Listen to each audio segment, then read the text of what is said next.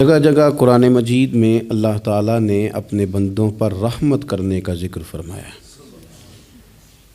ان اللہ یغفر الذنوب جمیعا، فرمایا بے شک رب تمہارے سارے ہی گناہ معاف فرما دے گا، تم نا امید نہ ہونا، وہ معاف کر دے گا تمہیں۔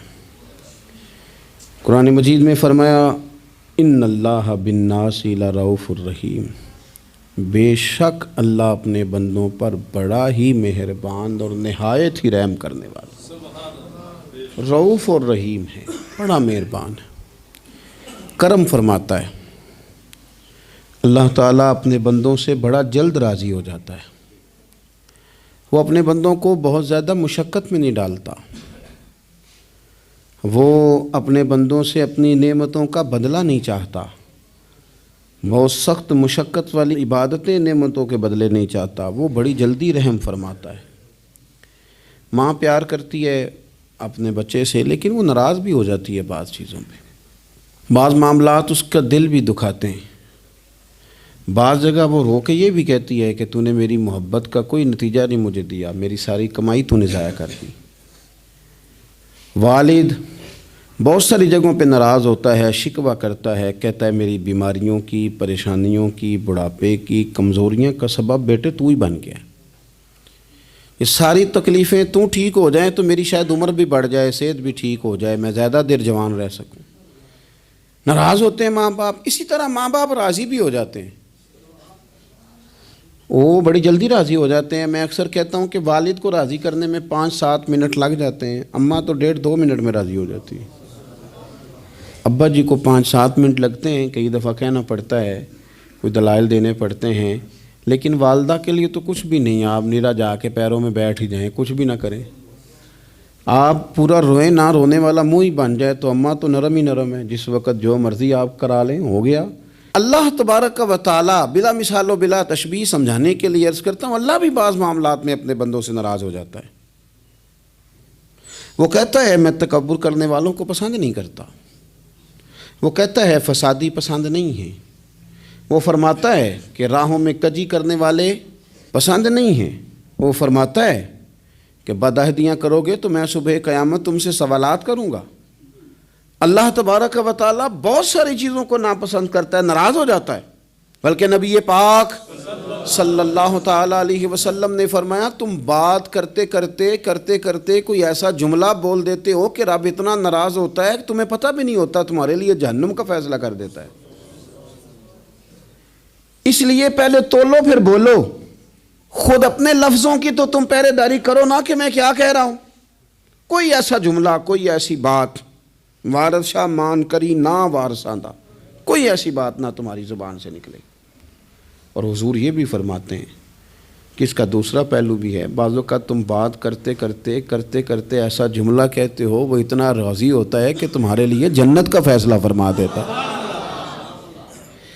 مسلمان کو اب یہ حکم ہے، اس ساری گفتگو کا نتیجہ یہ ہے کہ وہ اپنے جذبات پر، خیالات پر، نگاہوں پر، زبان پر، کانوں پر تھوڑی توجہ دے، بے لگام نہ بنے، بے ترتیب نہ بنے، جو طبیعت میں آئے کر نہ گزرے، تھوڑا سا نہ سوچے سمجھے اور تھوڑا سنبھل کے چلے، کبھی ان کاموں کی طرف نہ جائے جن سے رب ناراض ہو جاتا ہے، ان کاموں کی طرف بڑھے جن سے اللہ راضی ہوتا ہے۔ میرے نبی پاک صلی اللہ تعالیٰ علیہ وآلہ وسلم نے ارشاد فرمایا، بعض احادیث میں لفظ یہ ہیں کہ اللہ اپنے بندوں کو دیکھ کے مسکراتا ہے جو اس کی شان کے لائق ہے۔ جس ترتیب سے ہم مسکراتے ہیں، جس ترتیب سے ہم روتے ہیں، جس ترتیب سے ہم کسی بات کا اظہار تشکر کرتے ہیں، خدا ان باتوں سے پاک ہے۔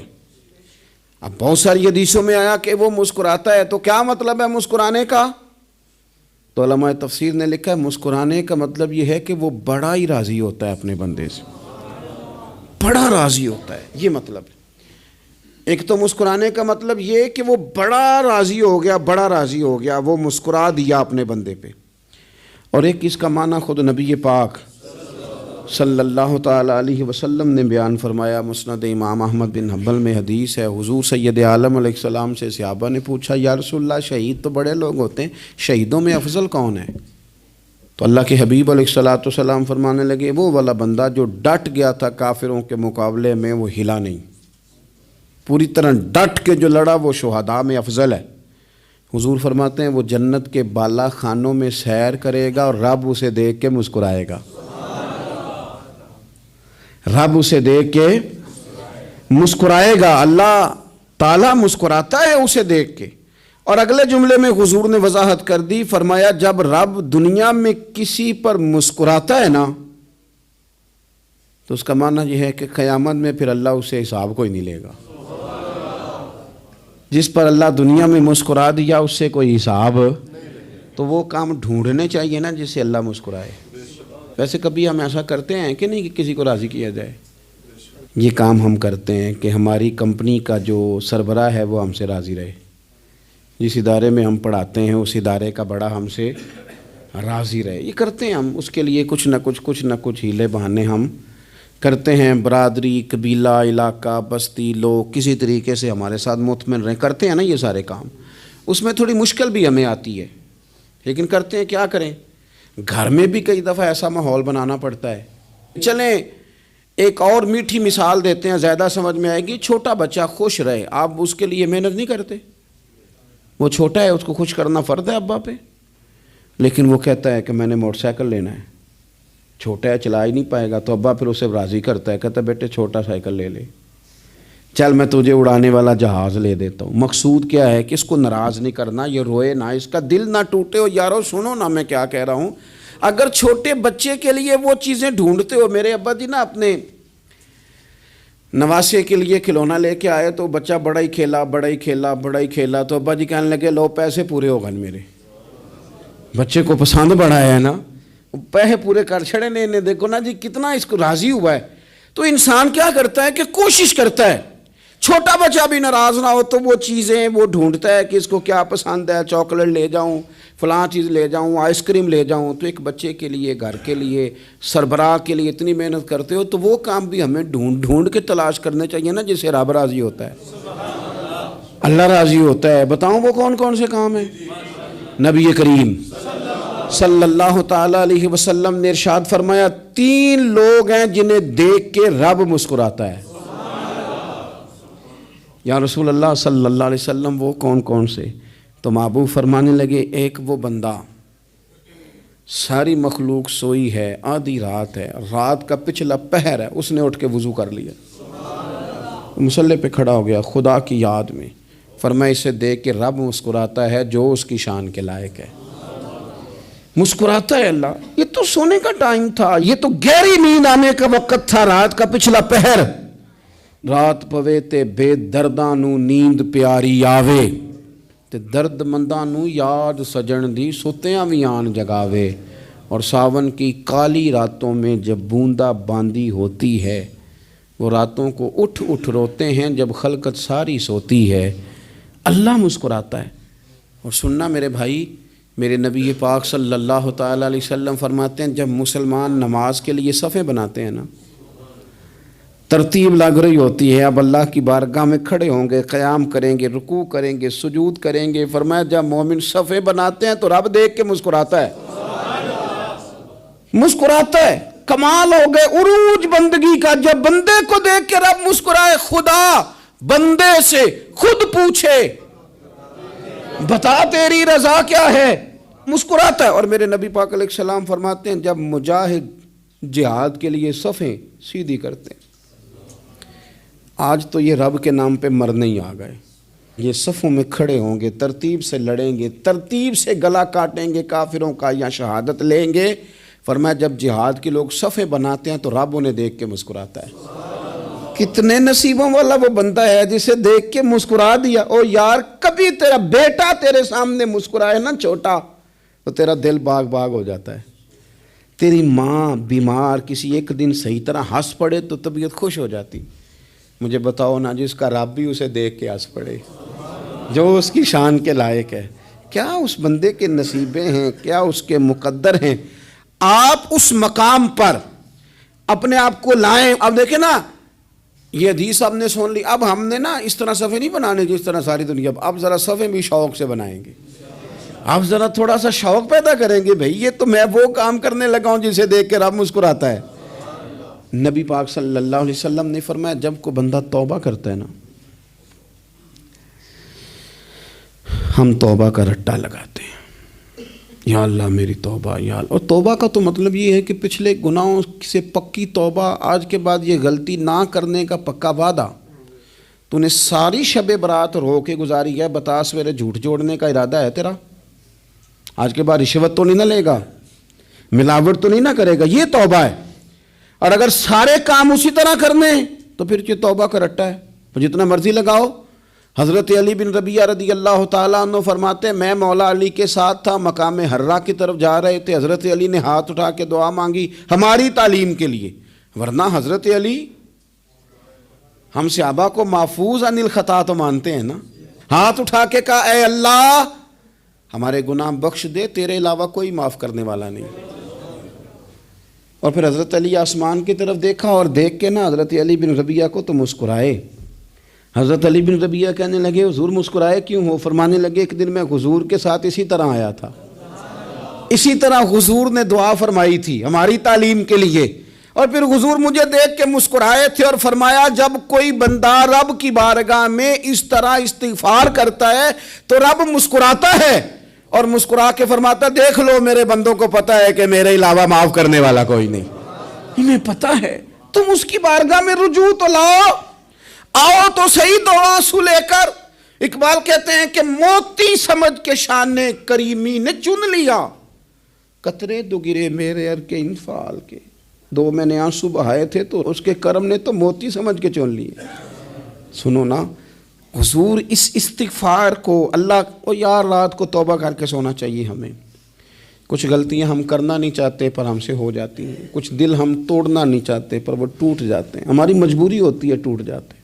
رات کو اس کی بارگاہ میں ہاتھ باندھ کے کشکول طلب دراز کر کے خوب استغفار پڑھنا چاہیے کہ مالک بندے ہیں نا کیا کریں، نفس کا ساتھ ہے، دنیا کا ساتھ ہے، خواہشات نفسانیہ، مالک معاف کر دے۔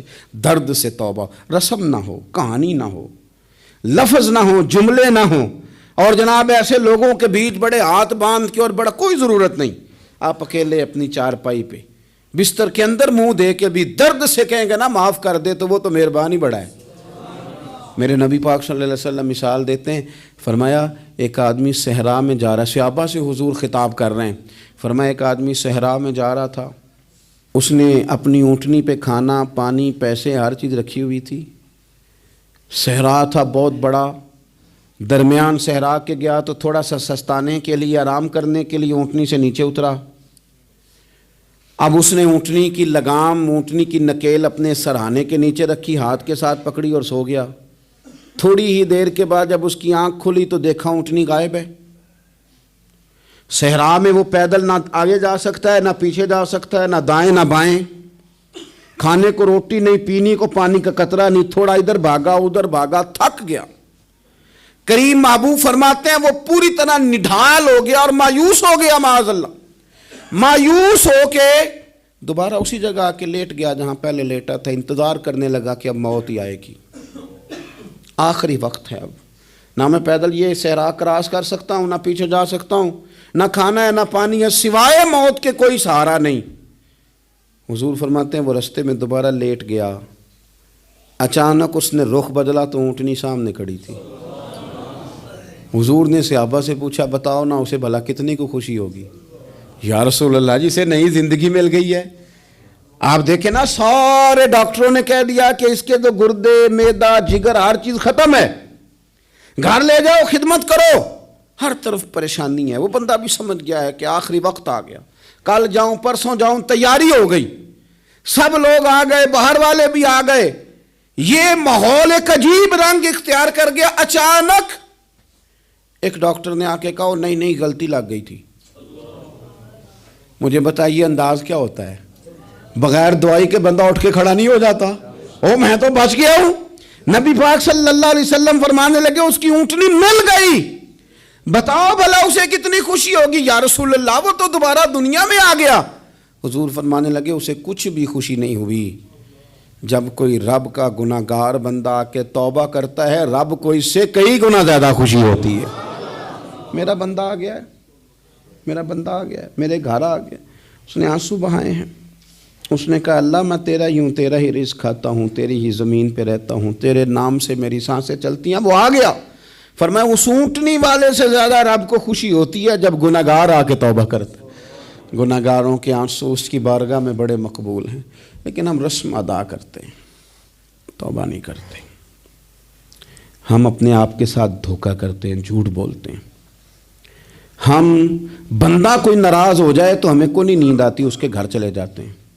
ہم اپنے سارے رشتوں کو، تعلقات کو مینٹین کر کے رکھنے کے عادی ہیں۔ ہمیں پتہ ہے کہ وہاں میں نہیں جا سکا تو بیٹا بھیجتا ہوں، فلاں شادی پہ میں نہیں جا سکا تو بھتیجا بھیجتا ہوں، بھائی بھیجتا ہوں۔ ہر تعلق کا ہم نے خیال رکھا کوئی روٹھ نہ جائے، لیکن کمال ہے نا، یہ نہیں سوچا کہ اگر رب روٹھ گیا تو جب وہ روٹھ جائے نا تو سارے رشتے بھی بندے کے پاس موجود ہوں تو کوئی کارآمد نہیں ہوتا، پھر کروڑوں روپیہ جیب میں ہوں تو ڈاکٹروں کی دوائیاں اثر نہیں کرتی۔ وہ روٹھ جائے تو پھر انسان اس طرح سے پھسلتا ہے کہ بڑے بڑے اس کے پاس دروازے ہوتے ہیں پر کسی جگہ اس کا ہاتھ نہیں لگتا۔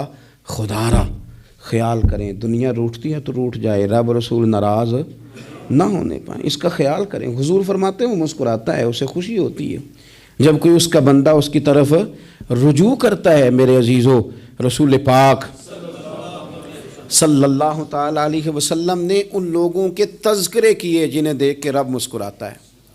ہم نا گناہ گاروں پر بھی فتویٰ دینے میں جلدی کرتے ہیں اور نیکی پر بشارت دینے میں بھی جلدی کرتے ہیں، حالانکہ یہ ہماری ذمہ داری نہیں۔ پتہ نہیں اللہ تعالیٰ کس کو کب توفیق توبہ دے کے اپنے قریب کر لے، لیکن بڑی جلدی ہے، بڑی جلدی فتویٰ دینے میں۔ اور یہ فتویٰ صرف مفتیوں کا نہیں رہ گیا، یہ میری طرح کے، آپ کی طرح کے ڈھیروں لوگ ہیں جنہوں نے جیبوں میں فتوے ڈالے ہوئے۔ بھئی آپ نے کیوں ذمہ داری لے لی ہے جنت میں داخل کرنے کی اور نکالنے کی؟ یہ تو میرے رب کریم کا کرم ہے، وہ جس کو چاہے جب چاہے جتنا چاہے عطا کرے۔ لیکن کچھ لوگ نا بڑے پکے ہو گئے ہیں کہ شاید جو میں سوچ رہا ہوں وہی درست ہے۔ کبھی کبھی کچھ چیزیں عجیب بھی ہوتی ہیں، لہذا خدا کی رحمت پر بھروسہ کر کے بات کرنی چاہیے، اپنی مرضی کے فتوے نہیں داغنے چاہیے۔ وہ دیکھو جی فلانا بندہ یوں کر رہا ہے، آپ کو پتہ ہی نہیں پوری بات کا، آپ کو علم ہی نہیں پوری بات کا۔ حضرت بہاءاللہ نقشبند بخاری رحمۃ اللہ علیہ فرماتے ہیں میں حج کرنے گیا تو وہاں میں نے ایک آدمی کو کروڑوں کا کاروبار کرتے دیکھا تو میرے دل میں خیال ہے یہاں بھی اللہ اللہ کرنی چاہیے تھی، دنیا داری کر رہا ہے۔ لیکن فرماتے ہیں حج سے فارغ ہوئے تو میں نے دیکھا وہی بندہ سارا کچھ رب کی بارگاہ میں خیرات کر رہا ہے، اور سینکڑوں غریب حاجی ہیں جن کو پورے پورے خرچے دے رہا ہے۔ تو میں نے وہیں اپنی سوچ سے توبہ کی کہ میں کہاں تھا۔ بڑی جلدی کھڑے نہ ہو جائیں۔ حضرت حسن بصری رحمۃ اللہ تعالیٰ علیہ ارشاد فرماتے ہیں کہ میں دریا کے کنارے گیا تو وہاں میں نے ایک شخص کو دیکھا، وہ اپنی ایک خاتون کی گود میں سر رکھ کے بیٹھا اور قریب ایک بوتل بھی پڑی ہے۔ میرے دل میں معاذ اللہ خیال آیا کہ دیکھو کس انداز میں ایک عورت کے ساتھ یہ ہے، اور پاس بوتل بھی پڑی ہے، جانے شراب ہے۔ کہتے میں سوچ ہی رہا تھا کہ اچانک ایک کشتی آ رہی تھی دریا میں، وہ ہچکو لے کھائے، کشتی میں 4-5 لوگ تھے، وہ دریا میں ڈوبنے لگے۔ وہ آدمی تیزی سے اٹھا، دریا میں چھلانگ لگائی، پہلے ایک کو نکالا، پھر دوسرا نکالا، پھر تیسرا نکالا، ایک بندہ رہ گیا۔ کہنے لگا حضور مجھے تو آپ نے گناہ گار سمجھا ہے، میں تو بڑے غلط انداز میں یہاں بیٹھا ہوں، آپ نے جو سوچا چلیں گے چوتھا بندہ آپ نکالنا ہے، کرے نا یہ کام، کرے نا یہ کام۔ بڑے بھولے بھالے، بڑے اللہ والے، ریاض آپ کو بس ہم ہی جانتے ہیں، اتنی جلدی فتویٰ۔ حضرت حسن بصری فرماتے ہیں میں پشیمان ہوا، میں نے کہا مجھے تیرنا نہیں آتا، تو دیر نہ کر، چوتھا ڈوب نہ جائے۔ کرتے اس نے چھلانگ لگائی، چوتھا بھی نکال لایا، اور کہنے لگا حضرت آپ نے جلدی کی سوچنے میں، یہ بی بی میری ماں ہے اور یہ سرکے کی بوتل ہے۔ ہم ماں بیٹے کا یہ مشغلہ ہے کہ یہ وہ جگہ ہے جہاں آ کے لوگ مسافر اترتے ہیں، اور یہاں سے کسی کا گھر 100 میل ہے، کسی کا 200 میل ہے۔ ہم صبح سرکہ، کھجوریں، روٹیاں لے کے یہاں آتے ہیں، مسافروں کی نوکری کرتے ہیں، کوئی پریشان ہو تو مدد کرتے ہیں۔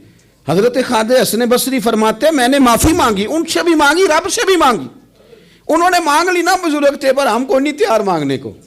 ہم ہر وقت بدگمانیاں، وہ فلانا فلانے جرم کرتا تھا، میں اسے اب کیسے نیک مان لوں؟ بھئی اب وہ نمازی ہے، خدا کے گھر آتا جاتا ہے، اب اللہ کی بارگاہ میں حاضر ہوتا ہے، جب رب نے معاف کر دیا تو بھی سوچ بدل جا۔ سنیں حضور کیا فرماتے ہیں، نبی پاک صاحب اللہ صلی اللہ تعالی علیہ وسلم فرماتے ہیں، مسند امام احمد بن حنبل دیکھیے، فرمایا رب اس وقت بڑا ہی مسکرائے گا جب قاتل بھی جنت میں جائے گا، مقتول بھی جنت میں جائے گا۔ یا رسول اللہ مقتول تو گیا، یہ قاتل کیسے چلا گیا؟ حضور فرماتے ہیں جائے گا، اور جائے گا اور رب مسکرائے گا، جو اس کی شان کے لائق ہے۔ یا رسول اللہ کس طرح؟ تو نبی پاک صلی اللہ علیہ وسلم فرمانے لگے اس نے ایک مومن کو قتل کیا تھا، وہ شہید ہو کے جنت میں چلا گیا، اب اللہ نے بعد میں اسے توبہ کی توفیق دے دی، پہلے اس نے کلمہ پڑھا، پھر یہ میدان میں اترا، کافروں سے لڑا، یہ شہید ہوا، رب نے اسے بھی جنت دے دی۔ قاتل بھی جنت میں، مقتول بھی جنت میں، اور بات اتنی انوکھی ہے کہ رب دیکھ کے مسکرا رہا ہے، جو اس کی شان کے لائق ہے۔ ہم جلدی میں ہیں، ہم انتظار نہیں کر رہے کہ شاید توبہ کر جائے، ہم انتظار نہیں کر رہے، لیکن میرے عزیز اتنی جلدی نہ کریں۔ سوچوں کا صاف ہونا، ذہنوں کا پاک ہونا، اور لوگوں کے بارے میں گمان کا اچھا ہونا۔ آپ کسی نفسیات کے ڈاکٹر کے پاس چلے جائیں، اسے کہیں ٹینشن بڑی ہے، میں ان کے مضامین پڑھتا رہتا ہوں، وہ سب سے پہلا سبق آپ کو یہ پڑھائیں گے کہ اچھا سوچا کریں۔ اچھا سوچنے سے بندہ تندرست رہتا ہے۔ کس سے بندہ تندرست رہتا ہے؟ ہیں جی واقعی، یعنی اس والے پڑوسی کے بارے میں بھی اچھا سوچنا ہے گھر میں، اس والے کے بارے میں بھی، چھوٹے بھائی کے بارے میں بھی اچھا سوچنا ہے، اور بڑے کے بارے میں بھی اچھا ہی سوچنا ہے۔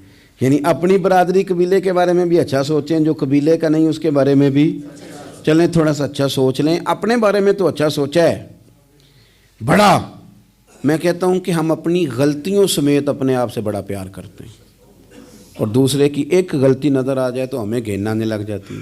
آپ جلدی نہ کریں، مالک نے موقع دیا ہے بندوں کو، نہ وہ کسی کا رزق چھین رہا ہے، نہ سانسیں چھین رہا ہے، وہ اپنی زمین پہ چلنے بھی دے رہا ہے، رہنے بھی دے رہا ہے، تو جب اس نے موقع دیا ہے آپ بھی تھوڑا موقع دیں۔ اللہ بڑا کریم ہے، دروازے کھولے گا، اس کے بندے اس کی بارگاہ تک پہنچیں گے۔ بدگمانیاں، اور پھر بدگمانیوں کا عروج، اور اس لیول تک جا کے بات کر دینا ہے کہ جہاں سے خوف آئے کہ یار یہ بات نہیں کرنی چاہیے تھی۔ رسول کائنات سرور دو عالم صلی اللہ تعالی علیہ وسلم فرماتے ہیں کہ اللہ مسکراتا ہے۔ دیکھو ہمارے ہاں نا ایک اور بھی مسئلہ بن گیا ہے، میں نے کچھ لوگوں کو نا پکا، میرے پیارے ہیں، محبت ہے مجھے، تو میں چونکہ آپ میری کلاس ہیں، میں مشاہداتی اور تجرباتی باتیں بھی کر لیتا ہوں، اسی کی روشنی میں کئی دفعہ گفتگو بھی تیار کرتا ہوں۔ کچھ لوگوں نے نا پکا ذہن بنا لیا یہ کہنے کا کہ ہاتھ بڑا تنگ ہے، پکا، آپ جس وقت پوچھ لیں ان کا ہاتھ اور بڑا ہی زیادہ تنگ ہے۔ آپ یقین کریں، بہن کا جو خامند ہے وہ کہہ رہا ہے جا حصہ لے کے آ، تیرے بھائیوں کی کمائی تو نہیں، تیرے ابا کی ہے، لے کے آ۔ وہ بیچاری اس کی منتیں کر رہی ہے، کہتی ہے اگر جاؤں گی نا تو وہ کہیں گے حصہ لے جا، آج کے بعد ہمارے گھر نہ آنا، میرا دروازہ نہ بند کرو، مہربانی کرو۔ اور بھائی سے بات کرتی ہے تو کہتا ہے ہاتھ ہی بڑا تنگ ہے، جب ٹھیک ہوگا تو دے دوں گا۔ نہ کریں یہ ظلم، ہمارے اپنے تڑپتے رہتے ہیں اور ہماری دولتیں اندر پڑی رہتی ہیں، ہمارے اپنے چھوٹی چھوٹی ضروریات کے لیے پریشان ہوتے ہیں، لیکن ہم بڑے بڑے بہانے ہیں ہمارے پاس، کہتے ہیں یہ نکمہ ہے، یہ نکھٹو ہے، یہ کام نہیں کرتا، اس میں فلانا ہے، بے فلانا ہے، بلہذا میں نے نہیں ساتھ چلنا۔ اظہار جب آپ کے اندر پیدا ہوتا ہے نا، اظہار جب کسی کے لیے آپ حساس ہوتے ہیں تو آپ کو بھی سرور حاصل ہوتا ہے۔ نہ کریں یہ کام کہ آپ کو اللہ نے وسعت دی ہے اور ہر وقت آپ ہاتھ تانگ ہونے کا رونا رو رہے ہیں، ہر وقت آپ یہ کہہ رہے ہیں میں بڑی آزمائش میں ہوں، جب خدا نے آپ پہ نہیں ڈالی تو اتنے جھوٹ بولنا صرف اس لیے کہ میرے پیسے بچ جائیں، صرف اس لیے کہانی سنانا کہ حالات میرے بڑے خراب ہیں کہ کوئی بندہ میرے سے کوئی تھوڑا بہت قرض نہ مانگ لے۔ سنو، نبی پاک صلی اللہ علیہ وسلم کے پاس مہمان آ گیا، بخاری مسلم ہے، حضور نے ازواج مطہرات کے گھروں میں پیغام بھیجا کچھ چیز ہے ضیافت کے لیے، یا رسول اللہ کچھ بھی نہیں، یہ دو جہاں کے شاہ ہیں اور پاس کچھ رکھتے نہیں، دو جہاں کی نعمتیں ہیں ان کے خالی ہاتھ میں، یا رسول اللہ کوئی چیز بھی نہیں۔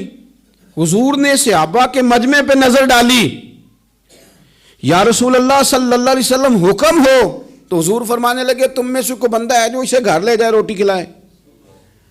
ایک صحابی اٹھے فوراً، حضور میں لے کے جاتا ہوں کھانا کھلاتا ہوں۔ فرماتے ہیں میرے گھر میں صرف بچوں کا کھانا تھا، یہ نہیں کہ فریزر بھرا ہوا ہے نعمتوں سے، صرف بچوں کا کھانا۔ یہ نہیں کہ کسی کو دیکھ کے اپنی ہنڈیا پہ برتن دے لیا، صرف بچوں کا کھانا۔ کہتے ہیں گھر گیا، بیوی سے کہا کیا کیفیت ہے؟ کہنے لگی بچوں کی روٹی ہے۔ میں نے کہا بچے سلا دے، صبح ناشتہ کر لیں گے۔ تو کہنے لگی آپ کیا کھائیں گے؟ تو میں نے کہا نہ میں کھاؤں گا نہ تو کھائے گی، مہمان جو نبی پاک کا ہے۔ کہا اچھا، اب ذرا تجویز دیکھو میاں بیوی کی سوجھی آپس میں۔ کہتے ہیں کھانا لگا دینا، کیونکہ ایک آدھ بندے کا کھانا ہے۔ اپنی غربتوں کا ہر جگہ اظہار کرنا، رونا رونا، یہ دیکھو غربت کیسے چھپائی جا رہی۔ اس کو کہا نہیں کہ چل تو تھوڑا رحم کھا، تو آیا ہے تو تھوڑا رحم کھا، یہ نہیں کہا اٹھ کے نا تو کھانا رکھنا اور اٹھ کے نا چراغ ٹھیک کرنے کے بہانے بجھا دینا۔ ہم دنیا والوں کے سامنے کیوں اپنے دکھ بیان کریں؟ ہم جو کہیں گے رب رسول کی بارگاہ میں کہیں گے۔ تو نا چراغ ٹھیک کرنے کے بہانے، اہلیہ اٹھی، کھانا دینے کے بعد چراغ ٹھیک کرنے کے بہانے بجھا دیا۔ خامد بھی ہاتھ چلاتے رہے، بیوی کبھی برتن رکھتی کبھی اٹھاتی، پتہ چلے کہ کھانا کھا رہے ہیں، کھانا کھایا جا رہا ہے۔ کہتے ہیں مہمان پیٹ بھر کے کھانا کھا گیا۔ یہ کام ہوا رات کے اندھیرے میں، اس وقت ہوا جب چراغ بھی بند تھا، اس وقت ہوا جب کوئی دیکھنے والا نہیں تھا، کسی پڑوسی کو بھی خبر نہیں تھی۔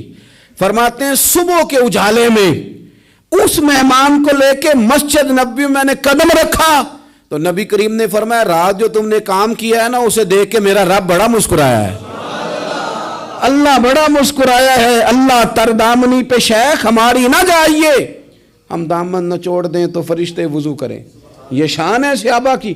نبی کریم علیہ السلام نے فرمایا رب رات مسکرایا تیرا یہ انداز دیکھ کے، اور اس نے قرآن نازل کیا وَيُؤْثِرُونَ عَلَىٰ أَنفُسِهِمْ وَلَوْ كَانَ بِهِمْ خَصَاصَةٌ۔ کچھ لوگ وہ ہیں جنہیں بڑی بھی ضرورت ہو تو دوسروں پر اثار کر دیتے ہیں، قربانی دے دیتے ہیں۔ رب مسکرایا ہے، اندر پیسے رکھے ہوئے ہیں، اندر پیسے رکھے ہوئے ہیں، اور بہن آ کے منت کر رہی ہے کہ بھائی حالات بڑے خراب ہیں، تھوڑی سی مہربانی کر۔ تو کہتے ہیں بہن پردہ ہی ہے بس، کیسے بتاؤں تجھے حالات، مجھے کیا بتاؤں کام کتنی مشکل سے چلتا ہے، یہ پردہ یہ بس۔